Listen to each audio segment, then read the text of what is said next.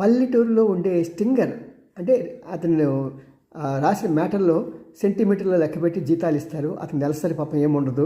ఇదంతా రామోజీరావు గారి చలవ. ఆయన ఎవరు తిట్టలేరు కాబట్టి మరి దానికి అడ్జస్ట్ అయిపోయారు. మాకు ఏదో ఒకటయ్యా బాబు, మాకు జర్నలిస్ట్ అని కార్డు ఇస్తే మేము చేసుకుంటాం కదా అని. సరే పాపం పెద్ద ఆయన అందరికి ఇచ్చేసాడు.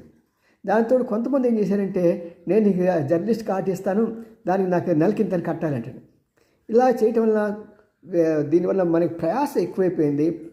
దాంతో ఈ చిన్న రిపోర్టర్స్ ఎవరినైనా బెదిరిస్తాడు. ఇల్లు కట్టుకున్న వాడిని బెదిరిస్తాడు, తర్వాత చిన్న వ్యాపారం చేస్తే వాడికి బెదిరిస్తాడు. ఇలా ప్రతి వాడిని బెదిరించి వాడి దగ్గర నెల లేకపోతే లంసమ్ అమౌంట్కి వేస్తారు. వాళ్ళకు ఉన్న దమ్ము మా దగ్గర ఉండదు. ఎందుకంటే వాళ్ళు టెంపరీ ఎంప్లాయీస్, మేము పర్మనెంట్. ఉద్యోగం పోతే మాకేం చేయాలో తెలియదు.